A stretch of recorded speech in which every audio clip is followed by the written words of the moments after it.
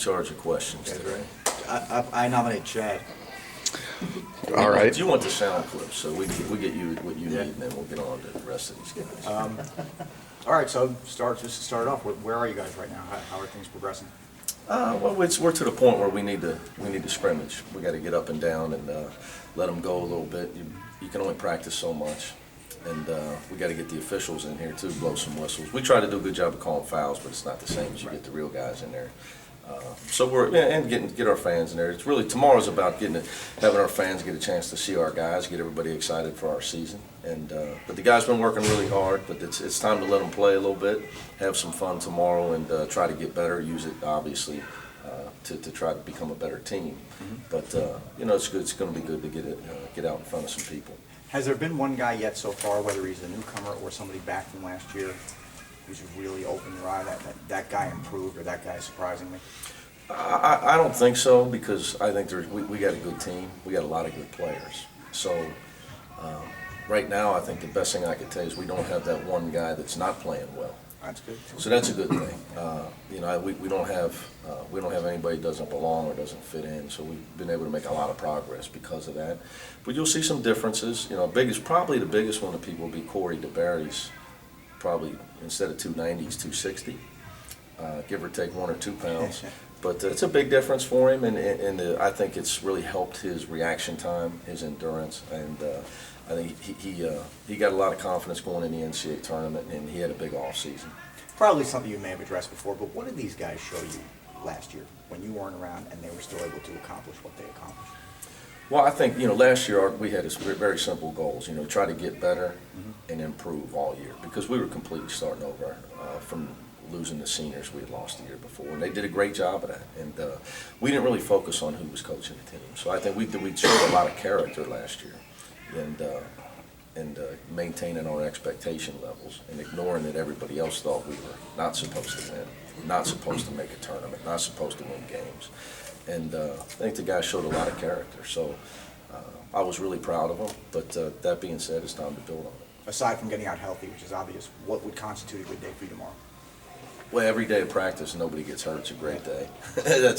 But I'm looking forward to getting out, seeing some people, and getting our fans, in fifth, third, and letting the guys get a chance to get in front of the people and see how they react to that. And hopefully, we continue to play with the discipline we've played with in practice when we get some fans out there, and we don't try to throw 15 alley-oop dunk passes to Shaq Thomas.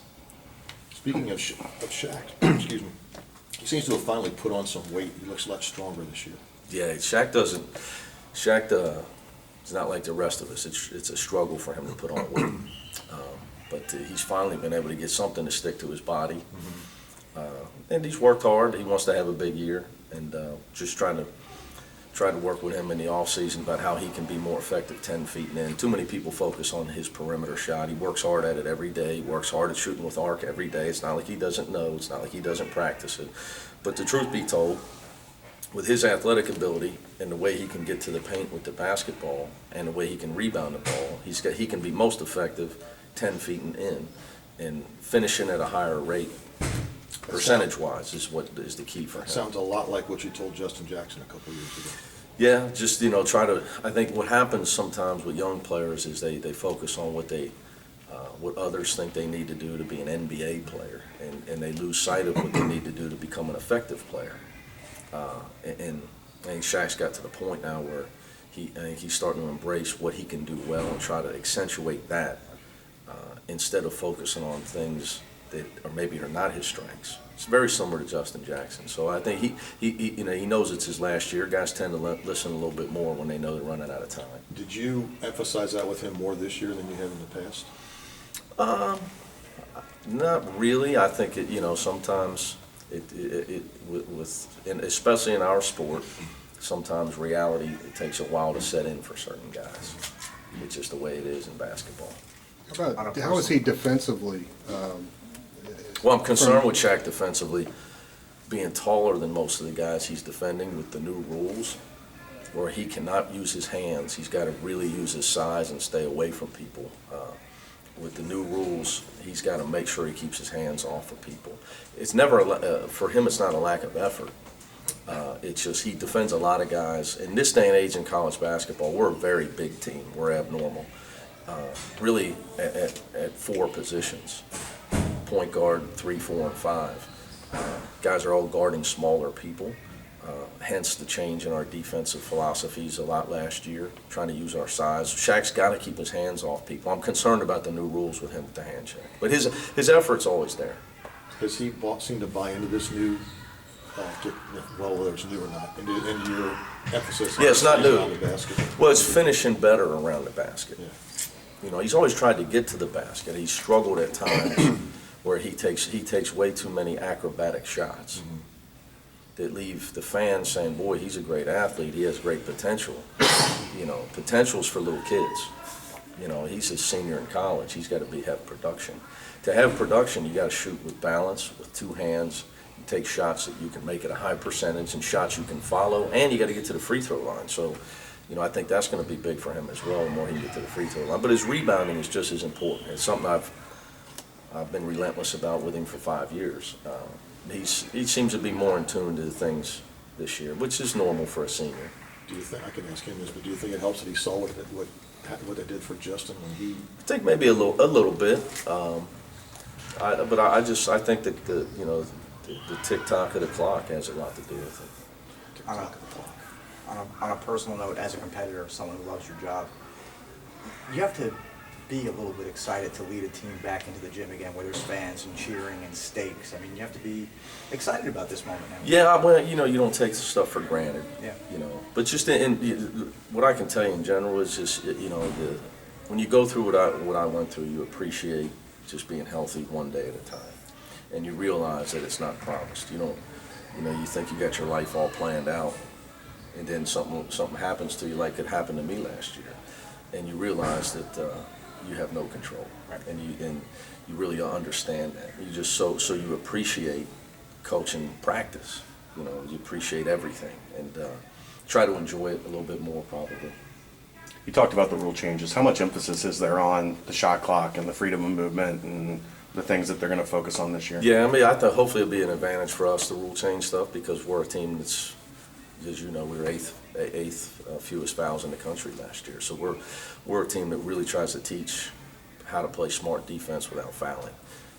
We don't like giving away free points. So hopefully we're a team that embraces it when some others struggle with it. I'm a big believer in you better be prepared. Preparation is everything. So I think anybody that's discounting or discarding what's going to go on, I'm happy they're doing it. We're not. We're working really hard on what we think's coming with the whistles, with whether it's not all defensive whistles. Be big emphasis this year on screening, especially screens on the ball. With your big guys, they're going to have to make sure they're really set. So just trying to make sure we're prepared. And you know, a guy told me a long time ago, you got to follow the rules and you got to use the rules to your advantage, knowing them and being prepared in everything, in recruiting and coaching. And you know, the better you know the rule book and the more you're prepared for what's going to happen, hopefully it gives you a little bit of an edge on your opponent. So we believe in it. That's something we emphasize here. I think it's. I think they're committed to it. They've convinced me that the officials and the NCAA and all the assigners and all the leagues are pretty committed to collusion and sticking with this. You know, your teams always defend for 40 minutes and always defend every possession, but now the possessions are shorter. Could you even expect more from them on that end because they don't have that extra? Well, I think it'll be interesting, you know, with how it goes, because there's going to be more possessions. So there figures to be more points. But people, I think it could hurt field goal percentage because you have less time to find a good shot. That's hence the argument: are more shots better for the game if they're not good shots? But hey, I think you just got to roll with the punches when people are trying to better the game. You know, you argue again, fighting it and not trying to adjust to it. To me, would be foolish. So hopefully it's an advantage for us on the defensive end. A couple weeks in, how are the freshmen adjusting to things? And is tomorrow a big step for them in getting into a live scrimmage situation to take the next step? Hold on, you come through. We'll make Chad. We'll make Chad re-ask his question. We're not gonna make her run all the way around this building to get through. Sorry. No, it's no problem. She's a track star. Jack. The freshmen, how are they coming along a couple weeks in, and is tomorrow a big step for them getting into a scrimmage? Again, anytime you can get those young guys out in front of people, it's going to eliminate one step for them to get jitters out. But it's not going to be the same as it will be on exhibition games or on opening night. It's just a process you got to go through. I'm sure they're really excited about tomorrow. It'll be, for me, it's just to kind of, it needs to happen and see how we react to it. But I guarantee you they're pretty excited about it. All three of our freshmen are very, very smart kids, and they have not been overwhelmed with the strategy and the teaching that's been thrown at them to this point. I'm very, very impressed with them, their mental game. The biggest adjustment for them is the speed of the game, the physicality of the game.